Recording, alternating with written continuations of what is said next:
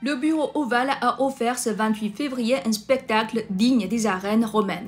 Zelensky, président d'un pays en guerre, s'y est transformé en gladiateur désespéré face à Trump. Attendu comme un suppliant à genoux, l'Ukrainien a dynamité le scénario préparé par la Maison-Blanche, transformant ce qui devait être une capitulation en direct en duel télévisé planétaire. Sous les caméras, Zelensky a refusé de signer l'accord minier exigé par Trump malgré la menace. If you didn't have our military equipment, this war would have been over in 2 weeks. Ce bras de fer révèle l'impasse de Kiev dépendre des armes occidentales tout en sacrifiant son économie. Ce reality show expose aussi les fractures d'une alliance atlantique en décomposition.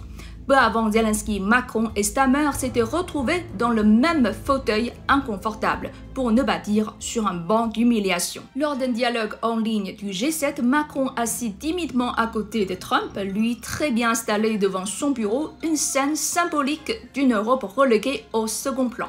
Quant à Stammer, son sourire amer après la question cinglante de Trump. Could you take on Russia by yourselves? Well. En disait long sur le naufrage de la relation spéciale anglo-saxonne. On se demande qui sera le prochain malheureux. Le bureau ovale est-il devenu un théâtre d'humiliation? Comme l'avait prédit Henry Kissinger, être l'ennemi des États-Unis est dangereux, être leur ami est fatal. Longtemps victimes de l'arrogance américaine, les dirigeants européens font face à un ultime test de détermination.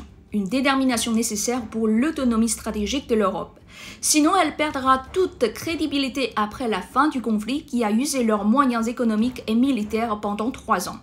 Le Figaro a raison de qualifier cet échange houleux de clash historique, car il sonne le glas de 3 illusions. 1. Celle d'une Ukraine héroïque. Elle ne peut pas gagner sans un vrai soutien occidental. 2. Celle d'une Europe puissante. Elle reste déboussolée face au changement de Washington. Et 3. Celle d'un ordre international fondé sur des règles, alors que ces règles sont bafouées par ceux qui les ont créées.